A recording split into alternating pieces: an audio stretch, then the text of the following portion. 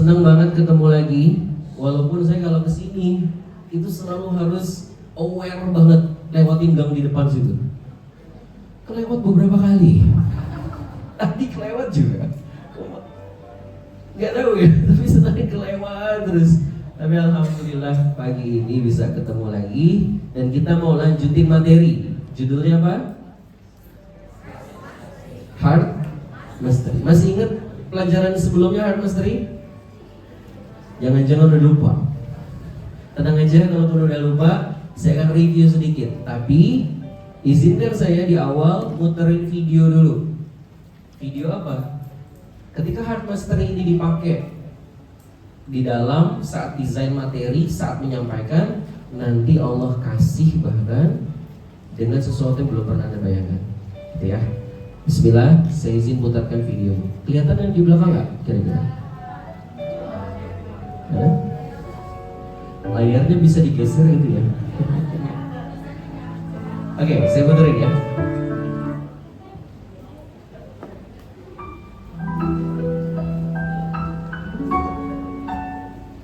Berawal pada Mei 2012, Reza Randy memutuskan resign untuk menjadi seorang entrepreneur.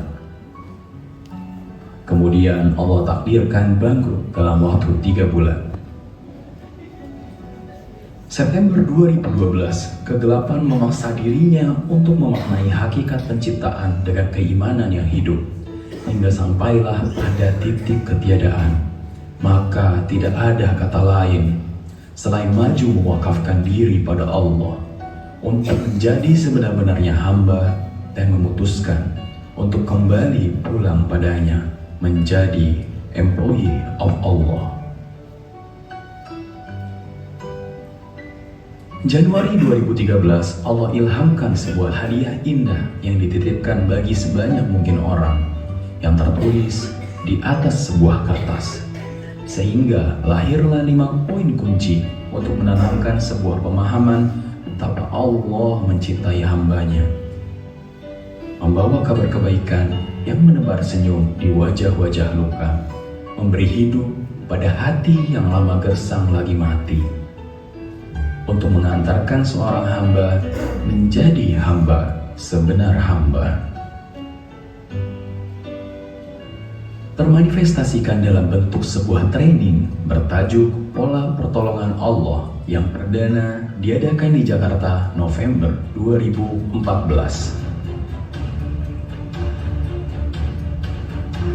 Allah hadirkan kembali pertolongannya melalui sahabat-sahabat terbaik, yaitu Helmi Faisal, Sony Abikim, dan Dedi Irawan, yang semakin membuat PPA ini mengibarkan sayapnya ke seluruh penjuru dunia hingga lahirlah sebuah visi menjadi lembaga terdepan yang terus berinovasi untuk mewujudkan peradaban bertauhid.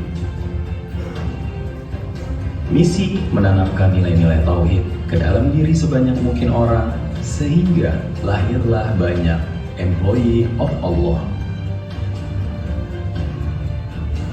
PPA semakin tersebar luas dengan izinnya, sehingga perlu dikelola dengan baik.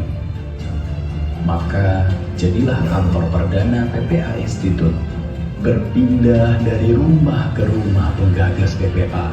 PPA semakin berkembang, sehingga akhirnya menyewa sebuah ruangan di Rawamangun. Di ruangan sederhana inilah PPA Institute dikelola. Allah buatkan ikatan hati dalam persaudaraan PPA dan muncullah para employee of Allah ini di banyak titik di Indonesia yang mewakafkan dirinya untuk umat. Telah banyak kegiatan dan kebermanfaatan yang dilakukan oleh keluarga besar PPA dengan hadirnya berbagai kegiatan sosial kemasyarakatan seperti Laznas Abu Yatama Indonesia, The Yatim Village, YJB tingkat internasional di 165 kota, healthcare, mobil kemanusiaan, PPA Siaga, ambulans dan 47 rumah tahfiz. Visi memulihkan tauhid ini semakin Allah kuatkan dengan bergabungnya puluhan trainer yang siap membersamai langkah di dalam barisan ini untuk membumikan tauhid, meninggikan asma Allah. Hingga kini PPA hadir dengan berbagai program pembinaannya seperti Private Class PPA, PPA for Teens, PPA for Kids, PPA for Healing, PPA for Parenting, PPA for Personality, PPA for Family, Spiritual Motherhood, Menemukan Rasa dalam Sholat, Surrender, School of Mentor, Heart Mastery Training, Get the Miracle, Sekolah Cinta PPA, dan lain-lain. Training PPA ini dengan izin Allah telah terselenggara lebih dari 2.900 angkatan di 160 kota di 3 negara, Indonesia, Malaysia, Singapura, dengan total alumni lebih dari 300.000 orang. Buku-buku PPA Institute hadir pula untuk menemani perjalanan cinta padanya dan menjadi bestseller yang alhamdulillah tercatat sudah ribuan testimoni keajaiban yang dialami alumni selepas mengikuti training dan membaca bukunya. Untuk mewadahi keinginan beribadah ke tanah suci dari keluarga besar PPA, maka PPA Institute kembali diamanahkan dengan hadirnya perjalanan hikmah travel yang kini telah tercatat sebanyak 8.000 jamaah dan juga mendapatkan penghargaan langsung dari Syekh Ahmad Sudais di tanah halal. Allah tidak pernah ragu memberikan fasilitas bagi para penyuluh-penyuluhnya. Selain yang telah disebutkan, kini Allah kembali amanahkan PPA Institute dengan adanya kantor resmi yang semula berawal di sebuah ruang tamu yang sempit menjadi 2 buah gedung bertingkat, sebuah titipan untuk memulai kerja-kerja besar untuk mewujudkan peradaban bertauhid. Maka keutuhan visi dan misi sesungguhnya dari PPA ini harus tertanam dalam hati kita semua yang tergabung dalam kendaraan ini, yaitu mengagungkan nama Allah, bukan nama pencipta, membangun peradaban yang Allah sebagai pusatnya. Bersama kita berikan kontribusi terbaik untuk nol impact. Jika tujuan hidupmu untuk membesarkan agamanya, maka alam semesta yang akan digerakkan untuk membantumu, dan puncak keindahan terindah adalah menatap wajahnya. Alhamdulillah. Kenapa saya munculin video itu? Bukan untuk showing saya nih, ini bukan. Tapi saya mau kasih tahu, semua orang yang dipilih sama Allah nanti, kita nih mempelajari Heart Mastery, dijadikan wadah titipan cahayanya Allah. Anda gak akan pernah ngebayangin hadiah apa, fasilitas apa yang Allah siapin buat teman-teman semua. So, pertanyaan saya, udah makin siap untuk belajar Heart Mastery? Takbir. Bismillah. Kita review. Masih ingat apa poin-poin Heart Mastery sebelumnya? Apa aja? Gimana mengamalkan Heart Mastery itu? Nah, gak usah ngebet, takutnya yang dikebet juga gak ada. Maka sadarilah, kita bukan pembicara. Kalau cuma pembicara, materinya sampai selesai. Tapi jadilah membawa cahaya. Ini lebih dari sekedar materi. Makanya saya gak akan ngomong sekedar ayo teknik menyampaikan materi. Nah, oke, jadilah membawa cahaya dan kuasai juga Heart Mastery-nya. Gimana untuk menjadi membawa cahaya? Maka pahami 3 ini. Kendaraan yang Anda lagi bawa apa sebagai personal, gitu ya. Terus pengemudinya siapa di kendaraan kita lagi menyampaikan dakwah ini. Dan yang ketiga apa? Penumpang. Mantap. Dengan kita memahami kendaraan dakwah yang lagi kita bawa, munculnya perasaan apa? Sincerity. Apa itu sincerity? Tulus. Oh iya, saya lagi bawa kendaraannya Allah, bukan kendaraan diri sendiri. Pesertanya banyak, alhamdulillah. Pesertanya cuma 1, gak apa-apa, tetap jalan. Mau dikasih banyak, alhamdulillah. Gak dikasih, tetap jalan. Dipuji, nggak terbang. Dicaci, ini yang bikin kita tough melewatin semuanya. Yang kedua, dengan kita memahami apa yang kedua tadi? Pengemudinya itu kita nih lagi bawa kendaraan, maka munculnya apa? Humbleness. Bawain materi, bawain kendaraan dakwah, komunitas, ikoan dan lain-lain, munculnya apa? Rendah hati. Dan terakhir, dengan kita tahu lagi siapa kita ngomong ini di depan kita, audiensnya atau santri kita siapapun, maka munculnya apa? Loving kindness. Apa loving kindness? Cinta yang murni lah, simpelnya begitu. Kombinasi tiga ini, Anda akan menjadi seseorang yang walaupun nyampein materinya sederhana, tapi powerful banget. Gitu. Nah, hari ini kita nggak akan lagi bahas itu, teman-teman. Tapi kita next step. Oke nih, secara personal udah bisa kita latih dengan latihan-latihan yang beberapa pertemuan lalu ya kita udah jalanin. Tapi sekarang kita bahas yang di bawah. Nyampaiannya bagus, orangnya baik, tapi kalau materinya nggak bagus, kira-kira gimana? Nggak sampai juga kan? Makanya butuh nggak kita ngelatih juga bagaimana mendesain materi yang bagus? Butuh nggak kira-kira? Kadang-kadang bingung gitu ya di sini. Yang kedua, udah nih personal bagus, desain materi oke, tapi pas nyampein berantakan, kira-kira gimana? Kacau juga. Maka kita akan latihan dua ini di pertemuan dua terakhir. Tapi hari ini kita akan hanya fokus kemana? Content mastery. Coba diulang. Good. Maka ketika ini dikuasai dua ini, teman-teman jadi skillful speaker. Dikombinasi skillful speaker sama powerful speaker, teman-teman jadi seorang yang spiritual speaker. Heart mastery-nya udah top nanti insyaallah. Oke. Dan coba diulang tadi 3 poin tadi. Sincerity. Apa lagi?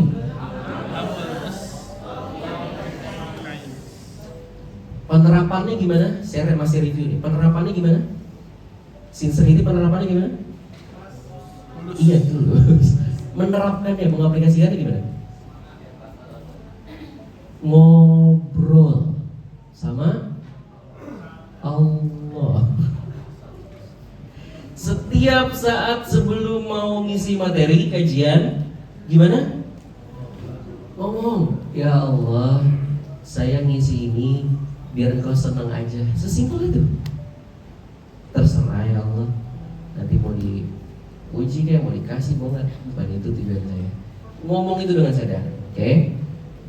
Nanti ketika sincerity, humbleness, loving kindness diterapin, teman-teman akan memahami segitiga ini.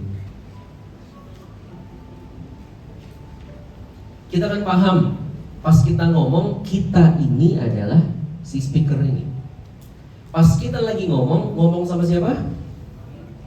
Bukan audiens, tapi apa? Beda nggak kira-kira? Beda. Contoh saya nganggap teman-teman misalkan adalah audiens, Bapak Ibu sekalian, bla bla bla bla. Dari pemilihan bahasanya aja Bapak Ibu sekalian, kayaknya udah jauh belum kira-kira. Tapi kalau saya nganggap teman-teman keluarga, intonasinya beda, pemilihan bahasanya beda. Teman-teman, hari ini saya nggak pengen ngajar, tapi pengen sharing, boleh nggak sih kira-kira? Ini cuma manfaat banget. Tuh, pemilihan bahasanya jadi beda nggak? Makanya tergantung kita memposisikan seseorang, maka pemilihan bahasa jadi B. Itu yang ketiga, pas lagi ngomong kita paham Allah juga lagi ngeliatin kita, maka munculnya ini semua. Teman-teman punya kontrol diri saat lagi ngomong, nggak terlalu over ngomongnya. Karena apa? Ngerasa diliatin sama Allah. Ini terjadi di dalam hati ya. Yang kedua, punya rendah hati pas lagi ngomong. Ini efek, saya ngomong efek, bukan ayo rendah hati lah. Nah. Kalau kita paham Allah lagi ngeliatin kita, itu jadi beda. Saya kasih contoh. Ustaz Iqbal boleh maju?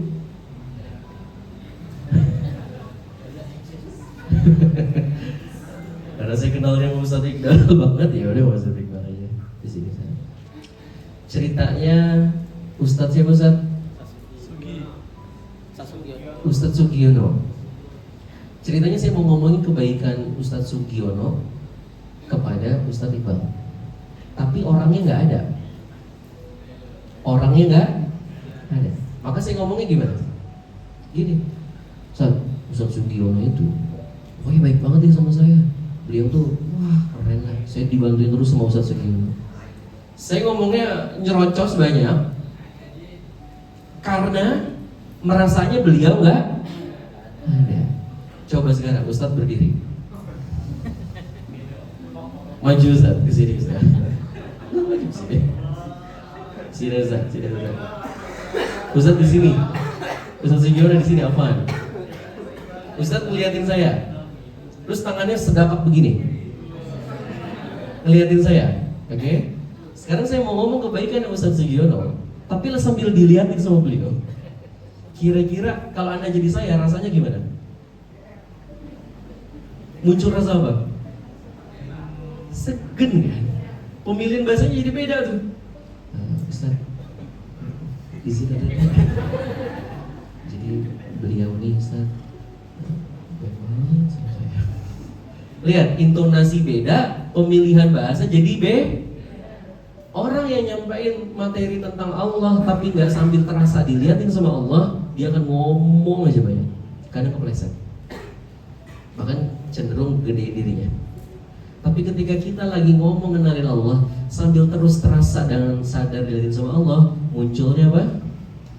Kontrol diri, rendah hati, ketulusan, dan cinta. Terima kasih Ustaz. Semoga Allah nanti diriin di Arafah Ustaz ya. Terus orang yang dengar Anda ngomong dengan terasa dilihatin sama Allah, jadinya gimana? Muncul kayak gini semua. Orang yang dengar ikutan rendah hati. Orang itu nyimak apa yang Anda omongin, ikut terhanyut, dan lebih utama adalah tergerak. Ibaratnya gini, Anda ngomongin Pak Prabowo-nya nggak ada. Kira-kira kan ngomongnya kayak tadi kan lancar kan. Tapi kalau beliaunya ada, kira-kira kita yang lagi diomongin tentang kebaikan Pak Prabowo misalkan, orangnya ada di sini, kita ngerasanya gimana? Nafas aja susah. Jadi kayak, iya Pak, yang denger juga jadi ikutan. Inilah teman-teman, yang selama pengalaman saya ngajar kemana-mana, ini saya pakai rasanya. Saya pernah saat itu ada orang di kelas saya, dia ikutan kelas PPA, tujuannya hanya untuk ngetes. Ini orang siapa sih? Begitu ya. Dia duduk aja udah begini. Jam 12 saya pulang lah. Kata dia begitu. Sampai malam gak pulang-pulang, dia maju ke depan ngomong sama saya, Mas maaf ya, saya tuh kesini pengen ngecek kesalahannya di mana. Saya nyari-nyari kesalahan Mas Randy di mana. Pas saya lagi ngecek Mas, saya malu sendiri Mas. Kenapa? Saya ngeliat kayak bukan Mas Randy yang lagi ngomong, tapi kayak Allah lagi nasihatin saya, ini kamu begini, kamu begini, kamu begini. Demi Allah bukan karena hebatnya kita, tapi karena apa? Kita ngegandeng siapa? Nah inilah triangle of love. Nah sekarang barulah kita masuk ke skillnya, bagaimana mendesain materinya. Siap? Siap? Oke, soalnya abis ini kita praktek langsung ya. Beneran? Nanti ada prakteknya nih. Pokoknya berhadapan-hadapan dua, pilih sahabatnya abis ini, oke? Kita mau latihan bikin materi yang penuh rasa. Gimana caranya Mas biar gak kering? Maka kesini. Satu, catat baik-baik. Saya langsung straight on the point. Ketika teman-teman diminta ngisi, atau teman-teman punya jadwal rutinan pas lagi ngomong, maka ingat-ingat, jadikan dia sebagai apa? Sahabat. Dan kita sebagai apa? Sahabat seperjalanan. Maka kalau namanya sahabat, pengennya ngapain? Anda sahabatan sama saya, Saya lagi susah, Anda pengennya ngapain? Nolongin. Banyak kita nih jadi pembicara, nolongin pemahaman orang dari yang tadinya negatif jadi positif. Nah, bikinlah jembatan narik ke situ. Nah, inilah fungsi materi. Oke. Apa yang harus dipahamin untuk bisa bantuin orang dari negatif ke positif? Sahabat kita berubah. Pahami apa? Topik apa yang mau disampaikan. Yang kedua, ketahui kebutuhannya dia apa. Jangan kita ngomong apa yang kita pengen ngomongin, tapi sebenarnya dia nggak butuh. Nawarin makanan ke siapa? Orang lapar. Nawarin minuman? Malah gitu. Teman-teman, tawarin sesuai yang dia butuhkan, maka materi teman-teman bisa masuk. Yang ketiga, tujuan. Bukan hanya tahu kebutuhannya dia apa, tapi Anda mau bawa kemana. Maka saya kasih beberapa tips. Ketika teman-teman diminta ngisi materi atau ada jadwal materi, maka pakailah ini. Ini biasanya pertanyaan-pertanyaan yang saya tanya ke panitia. Mas, ngisi materi dong di Freeport. Mas, ngisi materi dong di masjid ini. Mas, ngisi di sini. Maka yang pertama saya cari adalah saya pahamin audiens, sahabat saya. Pertanyaan pertama apa? Siapa yang akan hadir? Usianya berapaan nih? Profesinya apa kira-kira yang hadir, banyak hadir? Kira-kira kalau kita tahu usianya berapa yang pada hadir audiens kita akan tahu apa? Oh, dia materinya nggak bisa diajak ngomongin utang, orang anak SMP, gitu. Jadi dengan mengetahui data-data itu, Anda jadi tahu kebutuhannya. Yang kedua, ini yang bikin Anda relate banget sama dia dan dia terkonek. Apa masalah, tantangan atau kebutuhan terbesar audiens Anda, sahabat Anda? Tahu data ini dari mana? Coba jawab. Kita bisa tahu data-data ini dari mana? Hah? Tanya ke yang undang. Punya masalah apa di sana? Apa tantangan yang dihadapi? Ditanya aja. Dan itu malah seneng banget mereka kalau ditanya. Berarti care, gitu. Tapi bisa juga riset ya, riset di online. Yang ketiga, apa motivasi mereka hadir di acara itu? Sebenarnya mereka berharap apa sih? 3 pertanyaan kunci ini wajib kalau Anda mau desain sebuah materi. Gak mungkin enggak. Contoh kalau di sini pengen belajar Quran misalkan. Usia berapa nih yang mau hadir? Profesinya apa? Oh, bisa nggak ya si relatein dengan profesinya dia? Pemilihan bahasanya. Terus apa lagi? Masalah mereka di kantor apa? Masalah tantangan untuk belajar Quran apa? Nanti keluar solusi-solusi dari situ. Bungkus? Oke, coba satu apa? Gak boleh ngebet. 2. Yang ketiga? Coba bayangin ketika Anda dapat data itu, kira-kira Anda lebih apa? Betul. Yang kedua, menentukan goal. Banyak pertanyaannya tapi saya singkat 3 aja. 1, apa sih tujuan dari materi Anda? Kadang kita tahu apa yang mau disampaikan, tapi nggak tahu apa manfaat materi itu. Gitu guys. Nanti ini akan relate sama semua materi yang akan saya sampaikan. 2, perubahan apa yang pengen Anda dan panitia minta, atau ini instansi berarti audiens kita atau santrika atau siapapun itu lagi kita aja ngomong pengennya berubah kemana, kita harus tahu itu dulu. Kalau nggak tahu, akhirnya kita kayak zombie, ngomong aja tapi nggak tahu mau mana.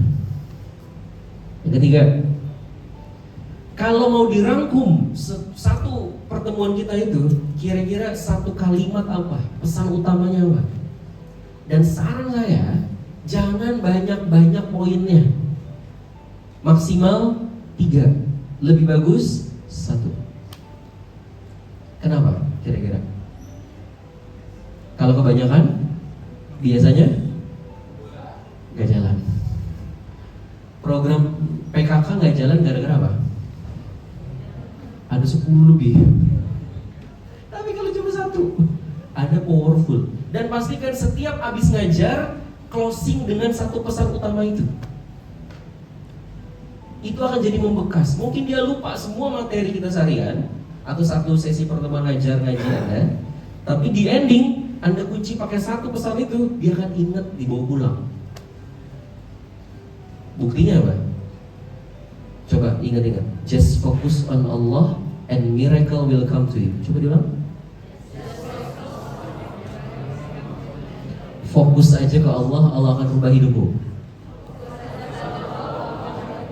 Oke, coba ulang materi saya dari awal saya ngomong sampai detik ini.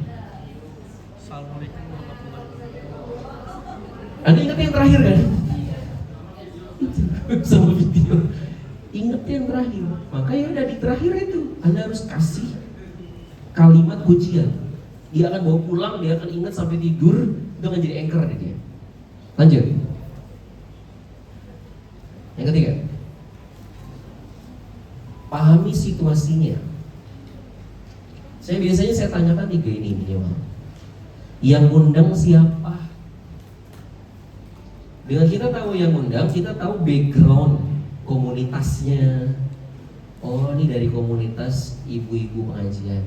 Oh, ini dari ibu-ibu kemarin tuh istri saya ngisi tuh di KPK, dia ngisi di KPK.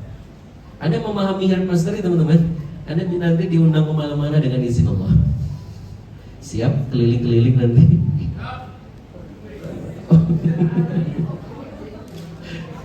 Beneran, Allah akan memilih. Allah itu kan wa yakhtar kan. Allah memilih hambanya bagi yang siap. Makanya kita lagi persiapan nih dipilih sama Allah. 2, gimana bentuk acaranya? Ini penting. Kadang kita udah nyiapin slide panjang, tiba-tiba talk show. Gak nyambung nanti. Yang ketiga, berapa durasinya? Dengan materi yang mau kita ajarin pagi ini atau siang ini, kita akan bisa ngomong mau 1 menit bisa, 30 menit bisa, 1 jam bisa, seharian bisa. Kira-kira lebih susah mana? Ngomong seharian atau ngomong 1 menit? 1 menit.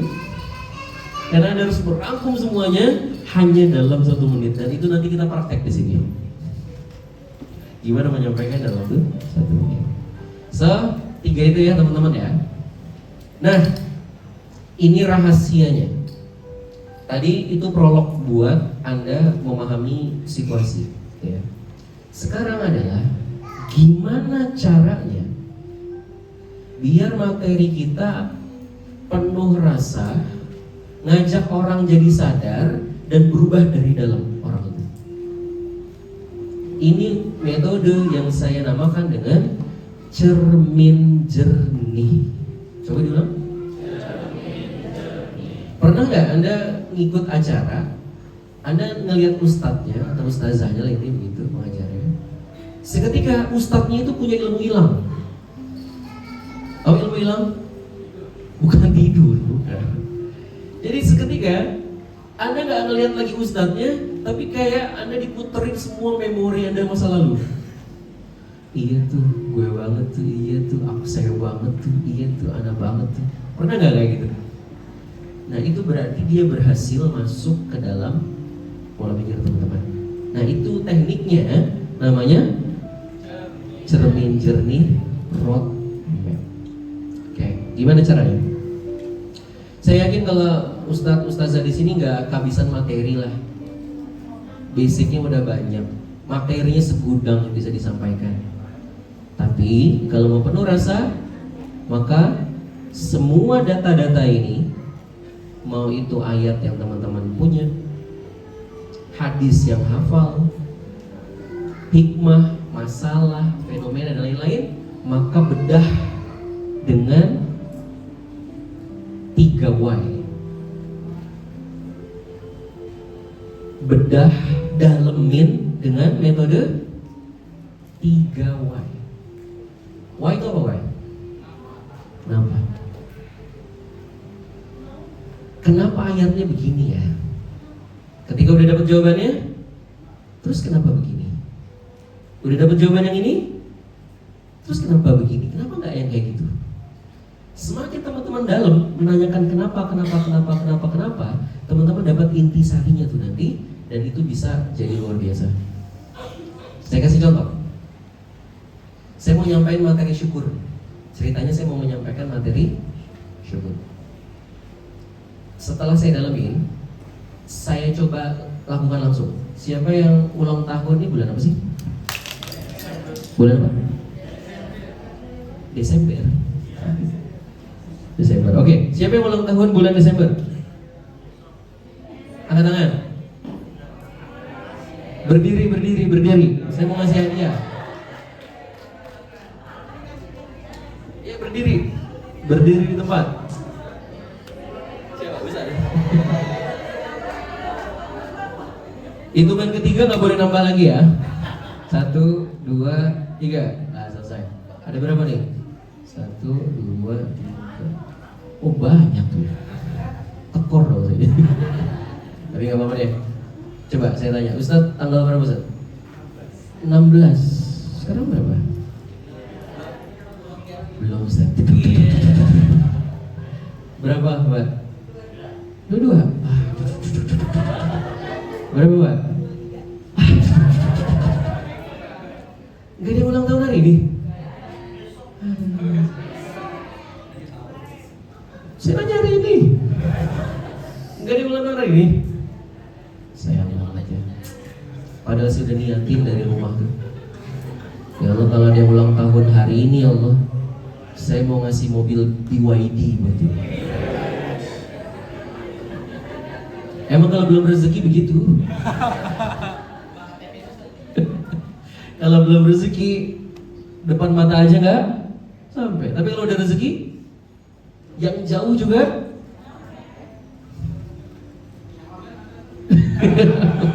Ya Allah. Oke deh, gini deh, saya tetap akan ngasih hadiah. Tadi yang paling deket tanggalnya siapa ya? Ustadz, Masya Allah. Ustadz boleh maju Ustadz. Sini Ustadz. Izinkan kenalan lagi dong, Ustadz siapa?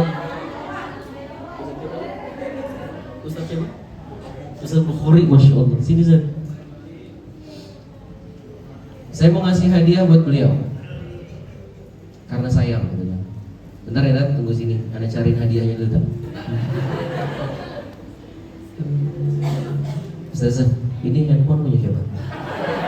Hah? Punya Ustazah. Pernah denger ini enggak? Lillahi ma fis samawati wal ardh wa ma bainahuma. Langit bumi punya Allah. Punya siapa? Punya Allah. Bentar Ustaz, ada cari lagi Ustaz. Ustaz, itu jam punya siapa Ustaz? Lillahi ma fis. Punya Allah Ustaz. Masya Allah.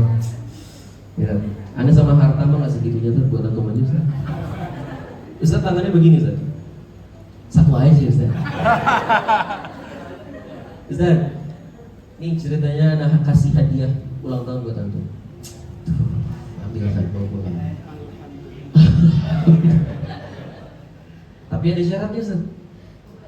Anda kasih 2 ini, tapi tuker sama kelingkingnya 1 aja. Kira-kira gimana? Boleh nggak? Oh belum. Hadiahnya kurang Ustaz ya? Bentar, ada cariin lagi Ustaz. Kenapa tiba-tiba bersih gitu?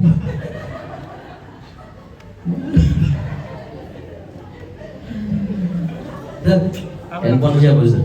Ambil satu. Oh, ya, ikhlas dia Ustaz, ada kasih 3 barang itu, tuker sama kelingkingnya 1 aja Ustaz. Gimana? 500 juta 700 1 M. Pikir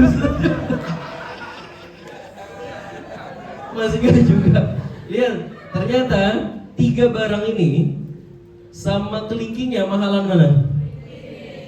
Tapi kenapa? Kita sangat mudah mensyukuri hal yang lebih murah, tapi kita sulit mensyukuri hal yang lebih mahal. Kenapa? Ini bukan pertanyaan retoris ya. Harus dijawab, kenapa? Ternyata kunci syukur ada di mana? Coba Ustaz tangannya begini. Satu aja Ustaz. Di tangan Ustadz inilah kunci syukur. Jadi ahli syukur tuh kuncinya di situ. Di tangan Ustadz ada apa di atasnya? Kosong. Tiada. Ketika nggak ada apa-apa, kemudian jadi ada, maka keluar apa tadi? Alhamdulillah. Berarti sumber munculnya kebersyukuran adalah perasaan apa? No. Perasaan kosong, merasa tidak memiliki. Ketika merasa nggak memiliki apa-apa, kemudian jadi ada, maka muncul syukur. Jadi kesimpulannya apa? Akar kebersyukuran adalah perasaan tidak memiliki. Coba diulang. Akar kebersyukuran adalah perasaan tidak memiliki. Sedangkan akar ketidakbersyukuran adalah perasaan apa? Memiliki. Kenapa ini sulit disyukuri? Karena merasa memiliki.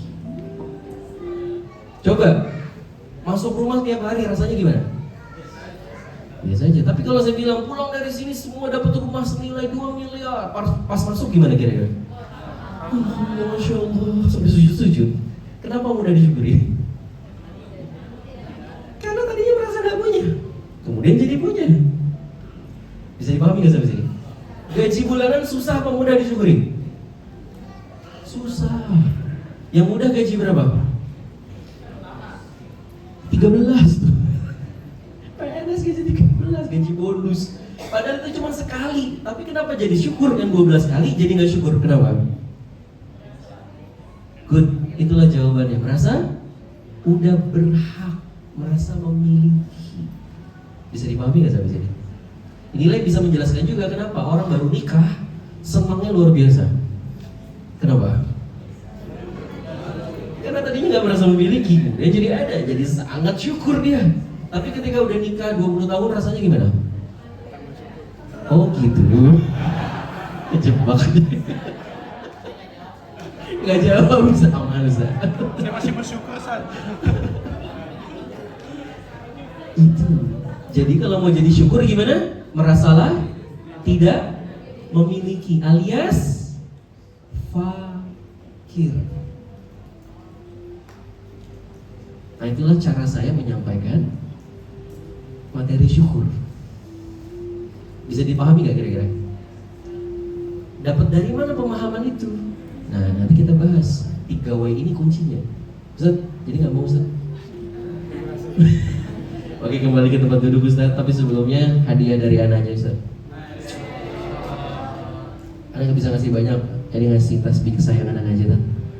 Karena bawa kemana-mana buat zikir ke Allah. Moga-moga dipakai buat zikir semua. Iya Ustaz. Kasih plus untuk beliau dulu. Jadi ini punya siapa? Allah. Punya Allah. Ya, saya balikin deh. Tadi punya siapa nih? Oke, coba di review. Akar kebersyukuran adalah perasaan apa? Sedangkan akar ketidakbersyukuran adalah perasaan apa? Iya, 3 barang ini saya ulangin, gak ada yang terima kasih sama saya. Kenapa? Merasa memiliki. Coba saya nggak taruh sini, Pak, bawa pulang Pak. Mukanya langsung cerah.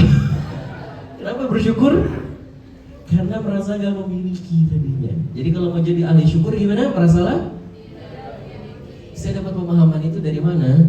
Dari semuanya ayat, hadis, hikmah, masalah, pengalaman, kegelisahan tentang satu hal, Bani Israel. Bani Israel itu gimana? Nggak kurang-kurang kan? Dikasih banyak lah, kita nggak usah saya jelasin di sini. Banyak dikasih sama Allah.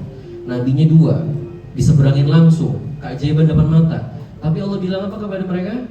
Mereka bukanlah hamba yang bersyukur. Di situ saya dalemin why-nya. Kenapa ya? Why pertama, kenapa ya Allah bilang mereka bukan hamba yang? Kenapa ya? Oh, semua itu nggak dianggap gara-gara apa? Mereka sibuk ngeliatin yang belum ada. Oke, Y1, mereka ngeliatin yang belum ada. Kenapa ya mereka belum ngeliatin yang belum ada? Y kedua nih, kenapa? Berarti semua yang udah ada dianggap biasa aja. Y ketiga, secara lagi, kenapa itu semua dianggap biasa aja ya? Oh, karena merasa udah berhak. Akhirnya saya ambil kesimpulan apa? Jadi akar ketidakbersyukuran adalah perasaan apa? Merasa memiliki. Kemudian dibalik. Jadi apa? Kalau pengen jadi ahli syukur gimana? Merasalah? Gitu maksud saya. Bisa dipahami nggak kira-kira?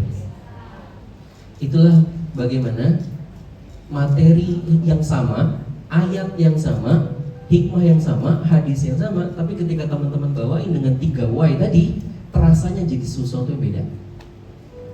Bisa dipahami? Oke, nanti kita maka muncul state tadi. State itu kesimpulan. Oh, kesimpulannya jadi akar kebersyukuran tadi adalah perasaan tidak memiliki. Solusinya apa? Berarti jadilah fakir. Muncul solusi. Berarti ketika teman-teman sedang mendalami ayat pakai 3Y, artinya teman-teman lagi nyari solusi buat umat, menyambungkan hati dengan materi itu. Nah, kalau mau jadi lebih terasa lagi materinya sehingga dapat contoh-contoh nyata kayak di lapangan tadi, teman-teman bisa bawain dengan cara apapun. Materi yang udah teman-teman pahamin, jadikan cermin jernih buat ngaca. Kadang kita keseringan jadi tukang jualan cermin, tau gak? Kamu begini nih, kamu begini ya, kamu ini belum syukur nih, kamu begini nih. Tapi kita jarang bercermin. Maka biar tambah berasa, dan itu yang mengkonekkan, maka cermin jernih ini caranya gimana? Materi yang sudah teman-teman pahamin, tanyakan ini.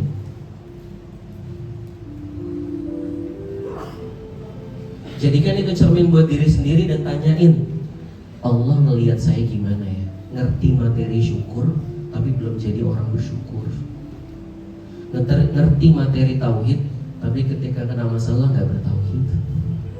Ngerti ilmu ini, tapi saya belum ini ya Allah. Muncul kesadaran diri. Teman-teman lagi nyolok sama sumber listrik itu artinya, sehingga nanti pas ngomong listriknya berasa buat orang lain. Mulailah dari kesadaran diri, baru bisa nyadarin yang lain. Yang ketiga, materi yang udah teman-teman tadi pikirin atau sudah ketahui, lakukanlah, amalin, praktekin. Tapi beberapa materi kadang belum bisa kita praktekin. Maka apa? Minimal pikirkanlah. Apakah kamu tidak mendengarkan atau setidaknya memikirkan? Kan gitu. Di neraka disampaikannya kan begitu. Mendengarkan bukan berarti tidak dengar, tapi apa? Nggak lakuin. Anak saya tuh kalau saya mau ngasih tahu, Mas Rehan, nggak dengerin Nabi. Kan bukan berarti tidak mendengar, tapi tidak apa? Lakuin. Jadi kalau mau powerful materi itu diapain? Dilakuin. Tapi kalau belum bisa melakukan apa? Minimal ada keresahan. Insya Allah nggak masuk kaburu maktan indallah, gitu ya. Dan yang keempat, minta izin sama Allah pas mau nyampeinnya. Ini akan nanti Allah sendiri bukain dan diucapkan. Oke? Bisa dipahami? Dan habis itu nanti bercermin. Sekarang kita praktek. Silakan fokus masing-masing ke teman-teman sendiri. Kita mau praktek nanti bergantian, teman-teman nyampein nasihat singkat 1 menit ke teman Anda. Nanti bergantian, oke? Sekarang tentukan nasihat apa yang Anda mau sampaikan. Tentukan, tulis. Sekarang juga. Terserah mau tentang apapun, sharing tentang apapun bebas. Mau sharing riba boleh, mau sharing tentang kalau ngajar Quran kayaknya udah khatam semua di sini. Tentang apapun buat pilih. Tulis di kertas. Saya mau nyampein temanya ini, coba.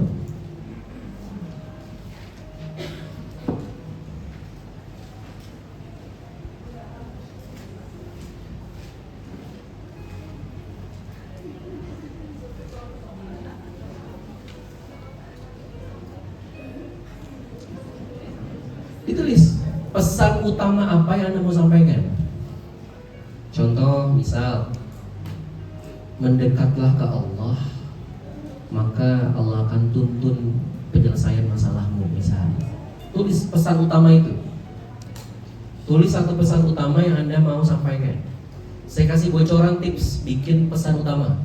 Pesannya apa, manfaatnya apa. Gabungin dua itu. Coba diulang, apa formulanya? Gitu. Contoh, tinggalkanlah riba. Itu apa pesannya? Manfaatnya apa? Maka hidupmu berkah. Itu aja kalimat closingnya. Pelajarilah Quran. Manfaatnya apa? Akan memberikan syafaat. Nah itu digabung, itulah namanya pesan utama. Pesan utamanya apa plus manfaatnya. Silakan tulis. Dan itu jadi kalimat terakhir Anda saat ngomong menasihati.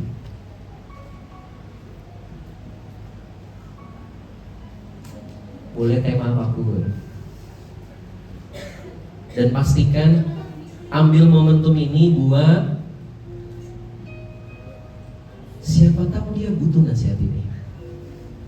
Dan siapa tahu ini kunci ampunan Allah buat kita juga kan. Sudah pesannya? Siapa yang udah angkat tangan? Pesan siapa yang udah bikin pesan utama angkat tangan? Yang belum angkat tangan? Yang saya tanya apapun gak mau angkat tangan, angkat tangan. Bikin dulu, saya kasih waktu 1 menit.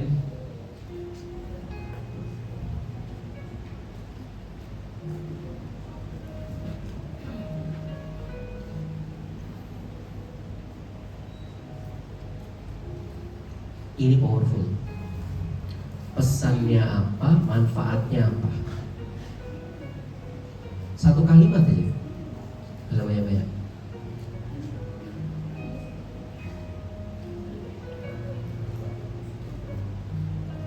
Sudah ya? Oke, sekarang silakan Anda bedah dengan 3 why. Anda pikirin, Anda kritisin sendiri kalimat itu. Kenapa harus ninggalin riba misalnya? Kenapa banyak orang gak ninggalin riba? Karena begini. Terus kenapa begitu? Tanyain terus, minimal 3 kali. Silakan.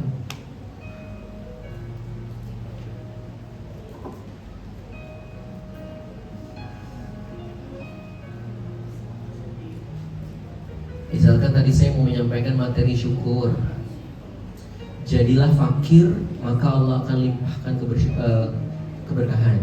Maka saya tanyain itu, kenapa harus fakir? Ya karena kita nggak merasa punya apa-apa. Kenapa ada orang yang merasa punya apa-apa? Terus aja tanya. Itu akan ada dalam nanti saat menyampaikan.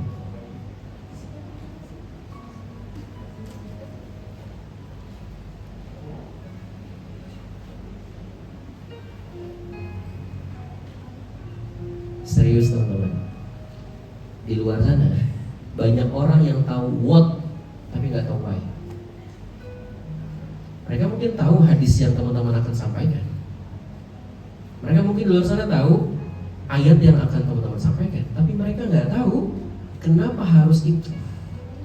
Di hidupnya pentingnya apa. Itulah yang disadarkan dengan 3 why itu.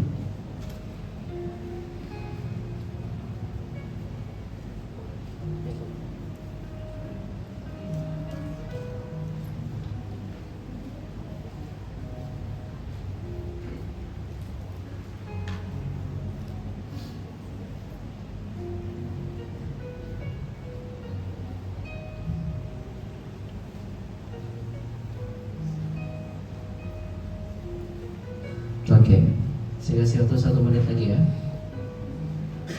Mungkin di awal kagok, nggak apa-apa. Mungkin di awal bingung, tapi ada terus paksakan, nggak apa-apa. Justru tuh bingung tuh tanda belajar. Gitu. Yang bahaya adalah nggak bingung.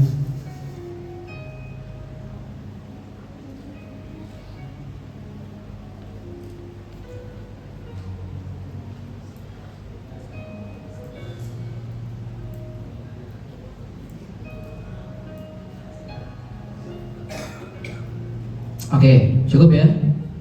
Sekarang silahkan teman-teman endapkan pesan itu ke dalam diri sendiri biar penuh rasa. Caranya gimana? Saya kasih beberapa pertanyaan buat bercermin. Silahkan tanya baik-baik dengan materi itu.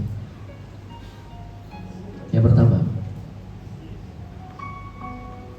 coba tanya ke dalam diri, apakah saya sudah melakukan ini dengan istiqomah? Pesan ini, silakan tanya masing-masing dan temukan jawabannya sendiri.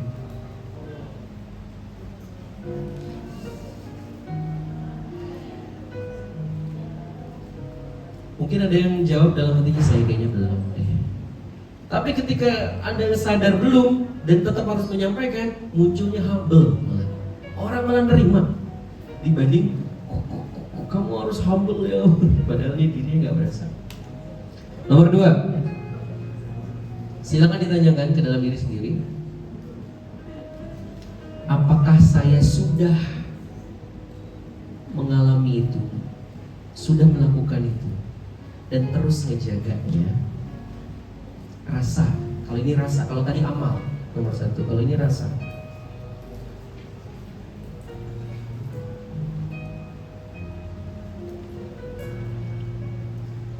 Abaikan slide di depan, abaikan saya.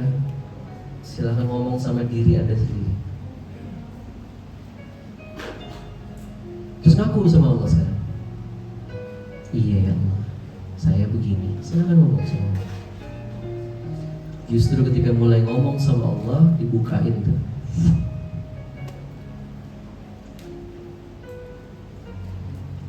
Nomor 3. Oke, tarik nafas dulu. Bagaimana Rabbku memandangku? Bagaimana Allah mandang saya ya? Engkau mandang hamba gimana ya Allah ya? Mau nyampein materi, tapi saya belum ngamali. Mikirin aja enggak. Engkau melihat saya gimana ya Allah ya? Saya ngomong panjang lebar tentang keikhlasan, ketulusan. Engkau yang tahu ya Allah saya gimana. Silakan tanyakan pesan itu Anda sama Allah.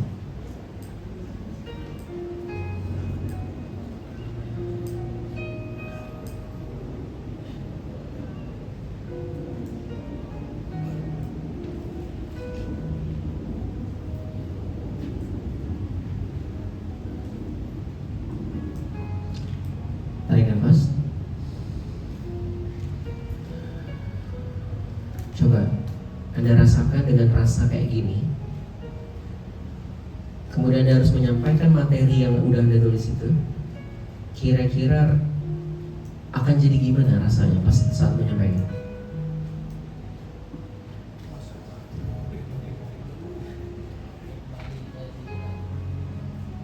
Dakwah itu ke diri sendiri kan sebenarnya. Ketika kita asik bercermin, orang akan ikutan bercermin. Inilah yang membedakan. Makanya saya bilang dulu di awal pertemuan, ada orang-orang yang wadahnya isinya sambiloto, ada yang wadahnya isinya madu. Dengan kontemplasi apa yang mau disampaikan, dia lagi bersihin hatinya. Materi yang disampaikan sama-sama air putih, ayatnya sama, retorikanya sama, tapi rasanya beda. Dan itu memenuhi hati. Hari ini umat bukan kurang ayat kan, tapi kurang apa? Isi hatinya, rasa. Karena apa yang kita lakukan berbicara lebih keras dibanding kata-kata, dan apa yang ada di hati berbicara lebih keras dibandingkan apa yang kita lakukan.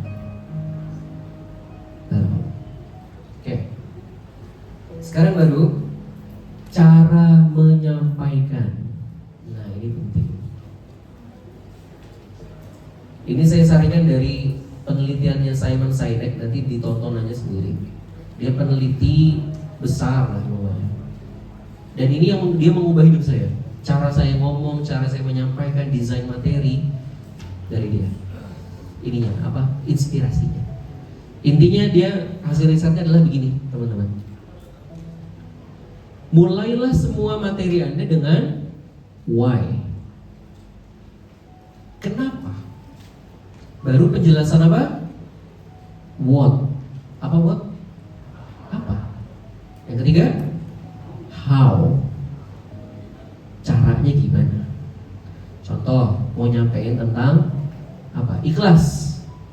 Ini kebanyakan dari, kalau guru saya bilang, saya tuh pengen loh ngajarin para ustadz buat bagaimana ceramah di depan. Maksudnya coach katanya. Kenapa?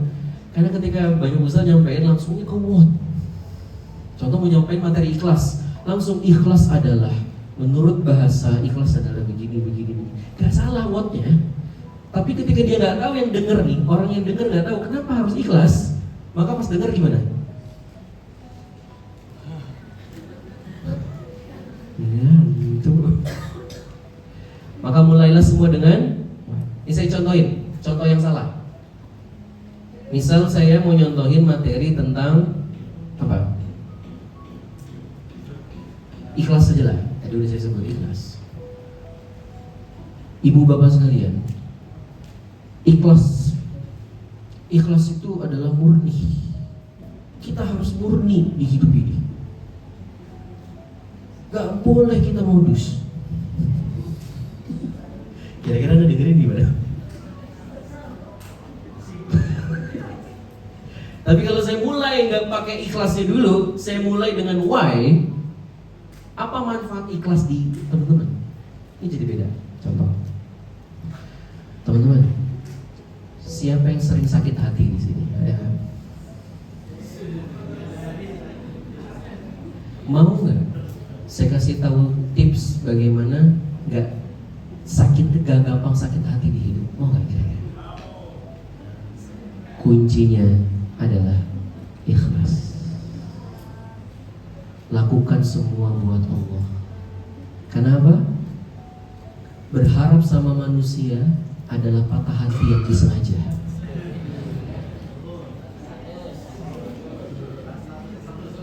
Agar bisa ikhlas, maka pastikan sebelum melakukan apapun, ngomong sama Allah. Hamba ngelakuin ini biar engkau senyum sama hamba, ya Allah. Cukup. Terima kasih. Assalamualaikum warahmatullahi wabarakatuh. Lebih asik yang mana? Ini Pak, karena saya ngomong dari mana dulu? Why? Why-nya siapa? Intinya why-nya Anda. Kan Anda dengar apa yang Anda butuhkan, betul nggak? Nah, why itulah yang diduluin, kawan-kawan. Baru materinya, baru caranya. Bungkus? Bisa dipahami? Saya kasih tahu beberapa opening menyampaikan why. Perlu nggak kira-kira? Nah, itu saya barusan pakai teknik why itu. Butuh, oke, apa? Ini baru. Anda bisa memulai materi, kajian, dan lain-lain pakai 4-5 pola ini. Pola pertama adalah logical why. Apa logical why? Logic. Yang kedua, pain. Why? Pain apa pain? Rasa sakit. Nanti saya contohin dulu. Yang ketiga apa? Story. Cerita. Yang keempat, vision. Ke depan. Dan yang kelima, 4 kuadran, 4 kuadran. Contoh, logical why. Memulai materi contoh ini. Teman-teman tahu nggak? 70% penduduk Indonesia itu nggak bisa baca Quran loh. Kira-kira langsung punya masalah nggak di kepala? Nah, itu maksudnya pakai logical why, pakai data. Anda mulai presentasi Anda ke situ, pakai itu. Kemarin saya ikutan presentasi dari Menteri Ketenagakerjaan Pak Yasir itu. Beliau membuka dengan data-data, data pengangguran, data orang nggak bisa digital, begini-begini. Orang jadi mikir, oh iya ya, baru merasa penting dengerin beliau. Bagus? Oke, 2. Pain. Tadi apa pain? Masalah, rasa sakit. Contoh. Tadi saya dicontohin, siapa di sini yang sering sakit hati? Siapa di sini sering kecewa? Siapa di sini yang nggak pengen hidupnya menderita? Siapa yang nggak pengen finansialnya boncos? Nah itu masalah-masalah semua yang dimunculin. Kalau di dunia Quran kira-kira apa? Why pain-nya apa?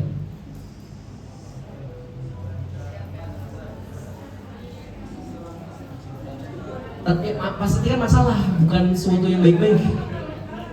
Apa? Nah, saya contoh. Apa saat kira-kira? Saya tembak langsung. Siapa yang ngajinya belum benar?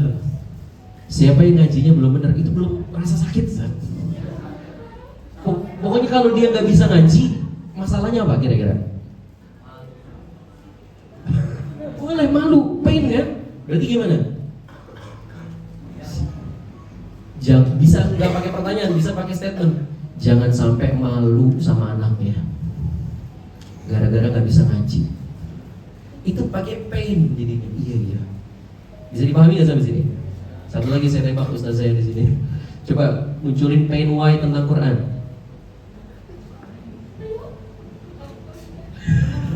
Malu ustaz saya. Ustaz saya Mukhlisah deh, Ustaz.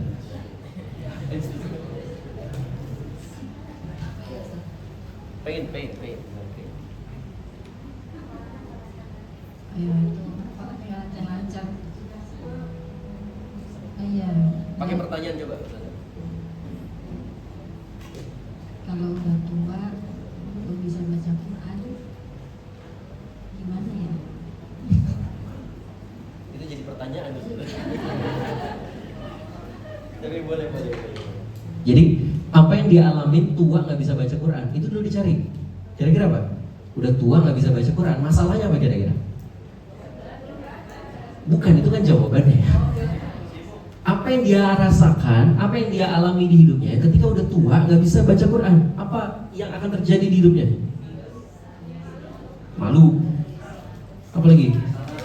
Menyesal. Itu. Angkat malu dan menyesalnya itu. Jangan sampai malu nanti udah tua sama cucunya kalah baca Quran. Itu pakai statement. Tapi kalau pakai pertanyaan, siapa di sini yang nggak pengen malu nanti udah tuanya sama kalah sama cucunya baca Quran? Bisa dipahami nggak sampai sini? Itulah pain, oke? Bungkus. Nanti praktek nih, jangan bungkus-bungkus doang nih. 3. Story. Kalau story ini agak panjang gitu ya. Intinya story itu cerita. Contoh saya cerita begini. Ada kawan saya teman-teman, namanya Bu Ayu. Jadi saya buka nih contoh dari awal ya. Assalamualaikum warahmatullahi wabarakatuh. Teman-teman saya punya kenalan, namanya Bu Ayu. Bu Ayu ini dia itu punya anak kena jantung bocor parah. Bahkan dokter bilang tinggal 30% fungsinya. Dia udah berobat sana sini, masih nggak mau operasi juga karena kayaknya nyari alternatif lain. Terus dia ngomong sama saya, Mas, anak saya begini. Kemudian saya saranin, udah Bu, fokus mengamalkan Quran. Apa yang terjadi? Dia amalin beberapa waktu, dia datang lagi, Mas, dokternya kebingungan Mas, kenapa? Kata dokternya, Ibu pakai apa? Anak ibu jantungnya udah utuh lagi, belum dioperasi. Fungsinya udah naik sampai 90%. Bahkan sekarang udah sehat. Pertanyaan saya, siapa yang pengen dapat keajaiban dari Allah juga kayak begitu? Nah, berarti kita siap untuk belajar. Nah, itu pakai apa? Story. Oke. Nanti kita praktek. Yang keempat, vision. Apa vision? Maksudnya adalah hal-hal baik. Ini lawannya pain. Siapa di sini yang pengen umroh? Siapa di sini yang pengen anaknya soleh soleha? Berarti cocok materi hari ini. Begitu tuh.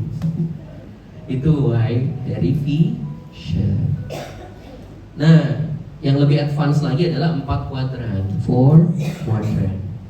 4 kuadran tuh misalnya begini. Anda bayangin ada garis. Ada garis. Garis X, garis Y. Ini mengcompare 2 hal. Contoh sekarang bikin garis. Coba, sekarang bikin garis 4 gitu. Set. You bikin garis. Udah, bikin garis. Yang silakan Anda compare apa dengan apa. Contoh gini. Anda mau compare, tulis ya di atas ya. Bertemu di dunia, berpisah di akhirat.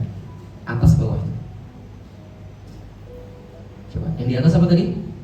Bertemu di dunia. Di bawah? Berpisah di akhirat.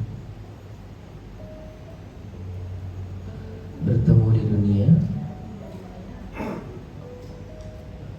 Oh, salah. Garis yang atas, yang diri gini, bertemu di dunia.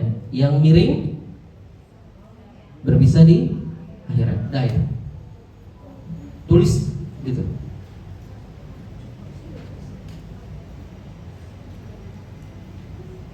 Kan ada 4 kotak berarti kan? Sekarang nomorin 1, 2, 3, 4.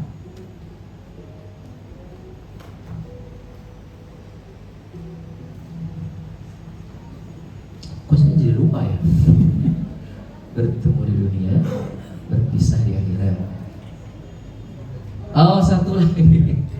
Bertemu di dunia, berpisah di dunia. Atas bawahnya. Yang bawah itu berpisah di dunia. Oke? Terus di garis tadi, satu line yang kiri, anggaplah yang kiri, itu berpisah di akhirat. Yang kanan apa? Bertemu di akhirat. Jadi di compare. Ulang ya. Saya juga lupa tadi. Bikin 4 garis, 2 garis, 1, 2. Yang atas apa? Yang di bawah? Nah, berpisah di dunia, bukan akhirat ya. Bertemu di dunia, berpisah di yang kiri. Berpisah di akhirat, yang kanan bertemu di dunia. Kasih nomor 1, 2, 3, 4. Coba kasih nomor. Ya kan? Mantap. Nah, itu bisa yang paling bagus yang mana di situ? 1, 2, 3, 4. 1 itu apa? Bertemu di dunia, bertemu di. Nah, itu bisa jadi why ketika Anda menyampaikan opening. Contoh, siapa di sini yang pengen bertemu di dunia tapi berpisah di akhirat? Ada yang pengen? Yang kedua apalagi? Siapa di sini yang pengen berpisah di dunia tapi bertemu di akhirat? Ada? Siapa di sini yang pengen berpisah di dunia udah juga berpisah di akhirat? Ada yang pengen? Tapi siapa di sini yang pengen bertemu di dunia sekaligus bertemu di akhirat? Caranya adalah bla bla bla bla bla bla bla. Itu namanya apa? 4 kuadran. Kata-katanya bisa diganti nggak itu? Bisa. Apa aja contoh? Tergantung temanya masing-masing. Nanti disusun aja. Bungkus? Manfaatnya kira-kira ini? Yuk, sekarang silahkan desain. Tulis, kan tadi Anda udah mendesain materi tuh. Sekarang tulis why. Mau pakai yang mana why-nya? Tulis sekarang juga. Habis ini kita praktek ya. Anda mau mau menyampaikan why pesan Anda tadi yang udah Anda tulis, itu pakai yang mana sekarang? Logical, pain. Contoh tadi, Ustazah apa? Pesan utamanya apa tadi? Pesan tadi yang kontemplasi tadi, pesannya apa? Iya. Coba pesan utamanya apa? Apa? Jujurlah maka cucurlah gitu. Apa di situ apa? Jujurlah, benar. Oh benar ya, ini ya. Jujurlah di hidup maka hidupmu akan berkah. Oke, sekarang why-nya silakan cari apa? Contoh, why tentang vision. Siapa yang di sini ngomongin jujur ya? Siapa di sini yang pengen efek jujur apa? Berkah. Oke, berkahnya kayak gimana? Siapa di sini yang pengen ngerjainnya sedikit tapi hasilnya dapetnya banyak? Siapa di sini yang dapetnya mungkin nggak banyak tapi Allah bikin cukup? Siapa yang pengen dapet fenomena kejadian-kejadian kayak gitu? Nah baru yuk kita bahas materinya yuk. Yuk saya kasih waktu 1 menit, silahkan. Anda boleh pilih mau latihan yang mana 1 sampai 5. Why untuk pesan Anda yang mau disampaikan tadi.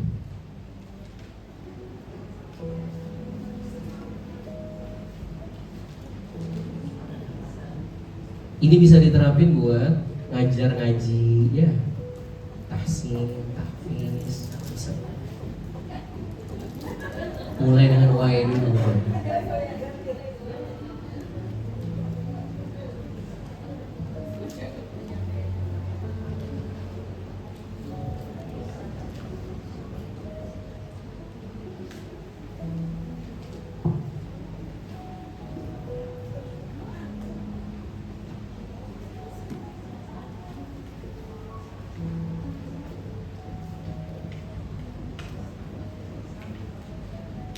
Tiga 30 detik lagi.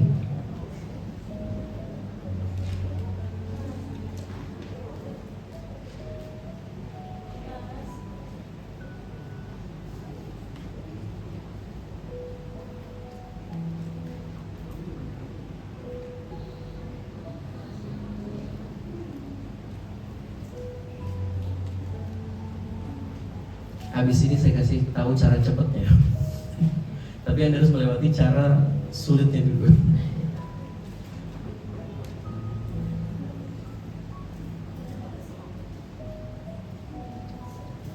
Oke, cukup? Dah ya, karena waktunya kita terbatas. Cukup sampai situ. Sekarang saya kasih tahu bagaimana cara memperkaya materi Anda di situ. Jadi makin penuh hikmah, makin dalam dan lain-lain. Gimana caranya? Kita hidup bukan di zaman batu, tapi udah hidup di zaman AI. Maka pakailah AI. Tapi ingat AI itu untuk memperkaya, bukan jadi utama. Utama ya tetap pengolahnya di sini hati. Tapi AI itu juga tergantung, ada salah instruksi, salah hasil. Maka inilah teman-teman. Ya. Yes. Pakai yang gratisan aja lah. Siapa yang udah pernah pakai ChatGPT? Siapa yang belum? Bertobatlah. Saya nggak punya banyak waktu gitu ya. Tapi ini manfaat banget. Ada orang-orang yang pakai ChatGPT lebih canggih lah ya jadinya, gitu ya. Bahkan kalau pebisnis, saya sendiri ngasilin dengan izin Allah ya, ini testi aja, bisa ngasilin miliaran hanya pakai ChatGPT gratisan. Nah, intinya ChatGPT itu adalah apa? Robot. Robot dia ngakses data yang mana? Semua data yang pernah diupload di internet, termasuk data apa? Tafsir, kitab-kitab ulama, semua ada di situ yang udah diupload. Dia ngebaca semua data itu, termasuk berita-berita. Jadi tergantung Anda mau bikin dia kayak gimana. Maka pesan saya, saya langsung praktek. Agar Anda punya asisten dalam tadabbur dan lain-lain, masukin prompt ini. Prompt itu perintah. Download dulu deh, yang belum download. Siapa yang udah punya? Gak apa-apa yang gratisan. Sekarang buka ChatGPT-nya. Kita mau memperdalam materi udah Anda tulis. Sudah download? Download sekarang. Enggak ya, udah gak apa-apa. Memorinya penuh. Ya sudah. Saya aja ngasih tahu, ini manfaat banget buat Anda, oke? Download ChatGPT yang belum. Ini saya contohin ya. Saya contohin. Saya akan masukin prompt dia yang itu tuh. Perhatikan cara saya pakai. Perhatikan cara saya menggunakan ini. Di sini ada cara ngomong, nggak harus saya ketik. Capek ngetik. Langsung aja pencet di sini. Maka dia muncul gini.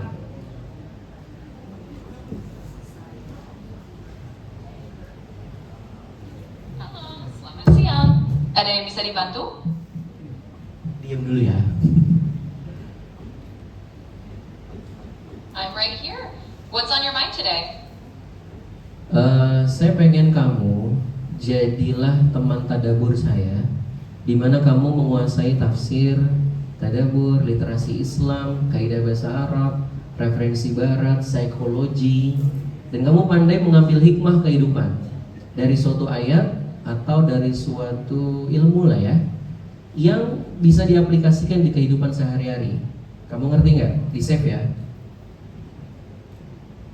Tentu, aku ngerti banget. Jadi aku akan jadi teman tadaburmu yang paham tafsir, tadabur, kaidah bahasa Arab, literasi Islam, psikologi, bahkan referensi Barat juga. Intinya kita bakal gali hikmah bareng dari ayat apapun biar bisa diaplikasiin ke seharian. Kita jalan bareng deh. Oke, saya mau ngisi acara nih bentar lagi. Materinya tuh tentang kejujuran dalam bekerja. Nah, itu kan biasanya ya materi jujur gitu-gitu aja ya. Saya pengen coba kamu sajiin materi dari sudut pandang lain deh. Gabungin keilmuan Islam sama keilmuan Barat. Oke? Oke, siap. Kita coba bikin sudut pandang yang lebih segar ya. Jadi kalau kita bicara soal kejujuran dalam bekerja, kita bisa mulai dari prinsip Islam dulu. Dalam Islam, kejujuran itu kan bagian dari amanah. Ada ayat-ayat seperti perintah untuk berlaku jujur dan tidak menyembunyikan kebenaran, karena itu mencerminkan takwa dan integritas seorang muslim. Misalnya ada hadis yang menekankan bahwa jujur itu membawa ketenangan, sedangkan dusta membawa keraguan. Kita padukan dengan perspektif Barat. Misalnya dari psikologi positif, ada konsep tentang authenticity atau keautentikan di tempat kerja. Ketika seseorang bekerja dengan jujur, dia bukan cuma memenuhi nilai moral, tapi juga membangun lingkungan kerja yang sehat, di mana trust atau kepercayaan tim akan tumbuh, kinerja meningkat, dan orang-orang merasa lebih puas. Dengan menggabungkan keduanya, kita... Oke, cukup. Saya udah bisa ngertiin kamu. Coba kamu kasih quotes terkait jujur, oke? Yang keren, satu kalimat aja. Siap, kita buat satu kalimat quotes yang keren ya. Kejujuran adalah mata uang universal yang nilainya tak pernah turun, baik di dunia maupun di hadapan Tuhan. Bikinin 5 lagi quotesnya. Tentu, aku bikinin 5 lagi ya. Jujur itu seperti cahaya, mungkin sederhana tapi ia menerangi setiap langkah hidup dengan kepercayaan. Dalam dunia yang penuh topeng, kejujuran adalah keberanian yang paling murni. Kejujuran mungkin tidak selalu membuatmu memiliki segalanya, tapi ia selalu membuatmu memiliki ketenangan. 4. Ketulusan dalam berkata jujur adalah fondasi yang membangun jembatan kepercayaan. Oke, cukup. Sekarang saya mau ngisi tahsin nih, gitu kan, ngajarin orang baca Quran. Kan itu teknikal ya. Tapi saya pengen kamu bikinin saya kalimat pembuka yang menggugah untuk saya sampaikan ke murid-murid saya nanti pas lagi belajar tahsin. Coba deh kalimatnya singkat, padat, tapi jelek. Oke? Tentu, aku bikinin kalimat pembuka yang bikin mereka semangat ya. Teman-teman, setiap huruf yang kalian pelajari hari ini adalah langkah kecil menuju cahaya Allah. Jadi mari kita nikmati setiap detiknya, karena setiap huruf Al-Quran yang kita eja adalah cahaya yang akan menerangi hidup kita. Jadi gitu kawan-kawan. Oke. Jadi Anda yang nggak belajar itu gitu kan, nanti ketinggalan. Ini dipakai buat memperkaya materi yang tadi. Tapi kalau ngomongin rasa, dia nggak bisa. Makanya heart mastery itu penting. Konten mastery itu dalemin pakai yang tadi. Anda mau pakai referensi mana, buku mana, dari literatur mana, dia akan bahas sedalam-dalamnya. Manfaatnya kira-kira? Udah coba? Oke ya. Sekarang yuk berhadapan. Kita praktek sekarang. Silakan berhadapan. Silakan berhadapan. Ini saya lewat dulu. Ya.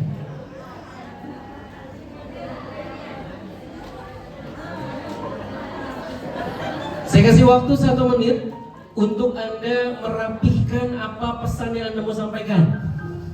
Silakan rapihkan dulu pesan yang Anda mau sampaikan ke kawan Anda yang di depan ini.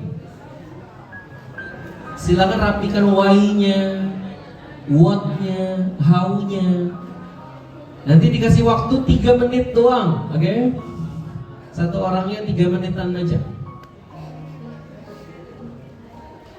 Boleh sekarang pakai chat GPT dan lain-lain boleh ya. Saya kasih waktu 1 menit buat ngerapihin dulu. Tapi jangan juga begini, nih dengerin chat GPT aja kamu gitu. Enggak lah. Dia gak ada rasa chat GPT.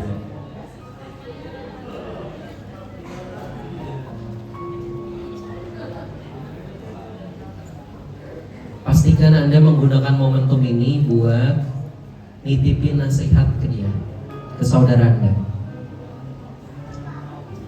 Jadikan dia sahabat, bukan teman praktek.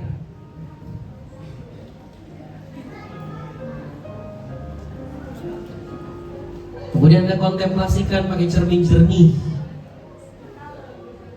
materi yang mau Anda sampaikan. Sudah belum kita lakukan? Allah lihat kita gimana. Sekarang Anda susun why apa yang Anda mau sampaikan ke dia agar dia nyimak Anda.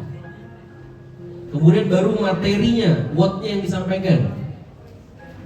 Dan bagaimana cara dia mengamalkannya, kasih tahu juga. Dan ini poin penting, perhatikan. Poin paling penting. Sampaikan apa dulu tadi? Why. Yang kedua, what. Yang ketiga, how. Terakhirnya, Anda kunci dengan kalimat pesan utama Anda. Terakhirnya harus ditutup dengan itu, oke? Oke. Bismillah, silakan tentukan siapa yang A, siapa yang B. Silakan. Yuk janjian, siapa yang A, siapa yang B. Tentukan.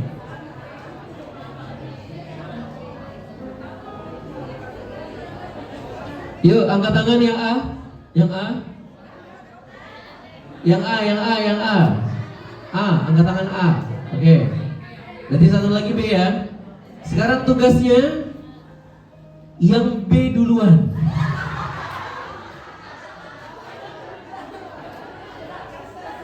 Anda mau menghindari takdir, masuk ke takdir lain ya. Silakan B sampaikan pesan Anda, bukan materi. Pesan cinta Anda dengan pola why, what, how, dan tutup dengan apa? Pesan utamanya. Saya kasih waktu 3 menit dari sekarang, silakan.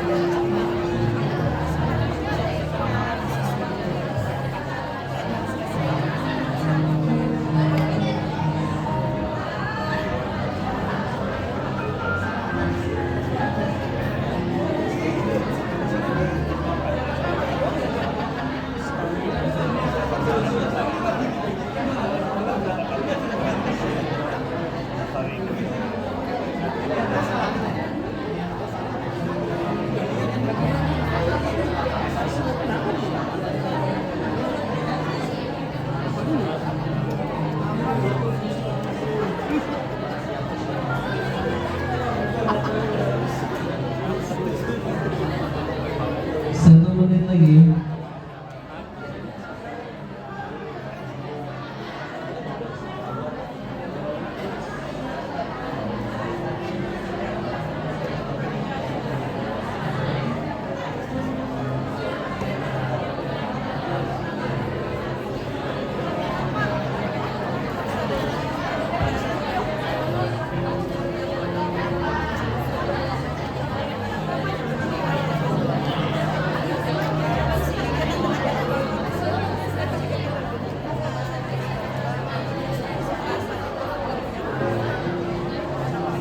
Sepuluh detik lagi.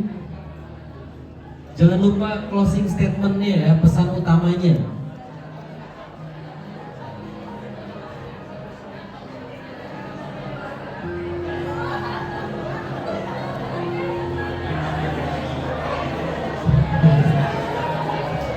Oke, cukup. Barakallah, kasih plus buat temennya dong. Sekarang gantian. 3 menit dari sekarang yang A.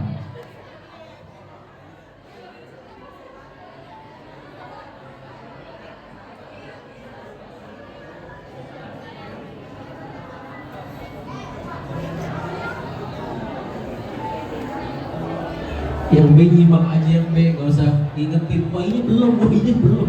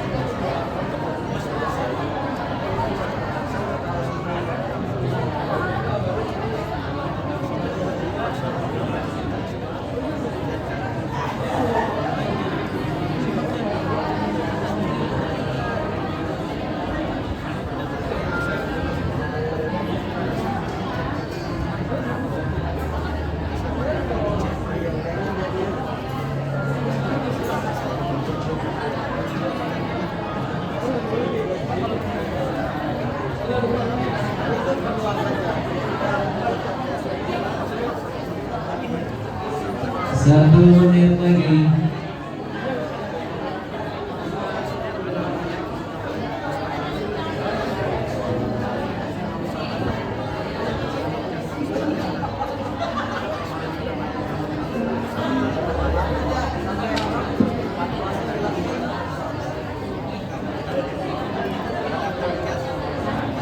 Sepuluh detik lagi.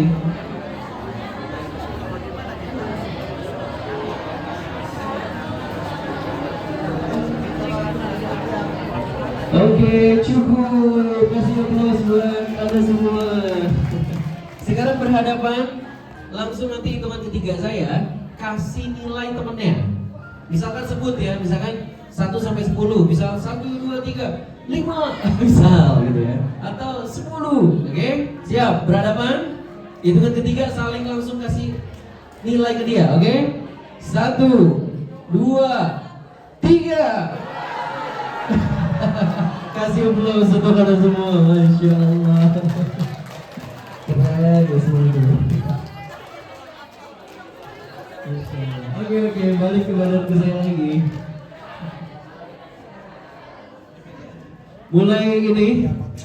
Mulai mencoba menata. Di awal-awal mungkin kagok, nggak apa-apa, tapi latih terus. Semakin nanti dilatih, Anda bukan lagi menyampaikan materi, tapi nanti Anda menyampaikan cahaya. Karena udah pakainya apa? Feel. Tapi urutannya pastikan apa tadi? Why, what, how, dan closing. Jangan lupa. Dah. Itu dari saya. Moga ini closing statement dari saya, teman-teman. Setiap pengajar adalah arsitek kesadaran, pendesain kesadaran. Ia membangun jembatan antara ayat Allah dengan realitas hidup umat. Dengan apa? Dengan cara kita memberikan pemahaman yang mudah, yang hangat, dan inspiratif. Ini aja dari saya. Terus dilatih, insya Allah makin mudah lagi dalam menyampaikan pesan-pesan cintanya Allah. Moga-moga ada manfaatnya. Kurang lebihnya saya mohon maaf. Assalamualaikum warahmatullahi wabarakatuh. Waalaikumsalam.